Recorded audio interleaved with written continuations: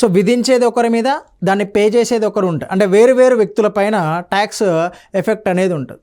మీకు ఇప్పుడు goods and service tax తీసుకోండి, జిఎస్టీ అని చెప్పేసి అంటున్నాం కదా, ఆ గూడ్స్ అండ్ సర్వీస్ ట్యాక్స్ తీసుకోండి. సో దాంట్లో మనకి ఇది గూడ్స్ అండ్ సర్వీస్ ట్యాక్స్ అనేది మనకు ఒక పరోక్ష పన్ను, జిఎస్టీ. ఓకే, సో ఇది విధించేది ఒకరి మీద, దాన్ని పే చేసేవాళ్ళు ఒకరు. సపోజ్ మనం ఒక షర్ట్ తీసుకున్నాం అనుకోండి, షర్ట్ తీసుకున్నాం. సో దీని యొక్క ఫ్యాబ్రిక్ కోసము గవర్నమెంట్ ఏం చేస్తుంది అంటే, ఎవరైతే ఈ షర్ట్ యొక్క దారాలు కానీ నూలు కానీ వాళ్ళు కావాలో వాళ్ళకి ట్యాక్స్ విధిస్తుంది,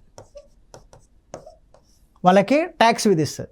సో వీళ్ళు ఈ షర్ట్ని తయారు చేసి మార్కెట్లోకి అమ్మిళ్ళు అనుకోండి, మార్కెట్లోకి అమ్మిళ్ళు. సో మార్కెట్లోకి అమ్మిన తర్వాత ఇక్కడ కొనుగోలు చేసే వ్యక్తి ఉంటాడు, మార్కెట్లో కొనుగోలు చేసే వ్యక్తి. సో ఈ మార్కెట్లో కొనుగోలు చేసే వ్యక్తి ట్యాక్స్ పే చేస్తాడు. ఇక్కడ గవర్నమెంట్ విధించిన ట్యాక్స్ మ్యానుఫ్యాక్చరర్ పైన, తయారు చేసే వానిపైన అయితే ఆ పే చేసేది ఎవరు అంటే ఇక్కడ కొనుగోలు చేసే వ్యక్తి. విధించేది ఒకరిపైన, వసూలు చేసేది ఒకరి నుంచి. అందుకోసమే వాటిని పరోక్ష పన్నులు అని చెప్పేసి అంటారు. బెస్ట్ ఎగ్జాంపుల్ మనకి గూడ్స్ అండ్ సర్వీస్ ట్యాక్స్ అండి.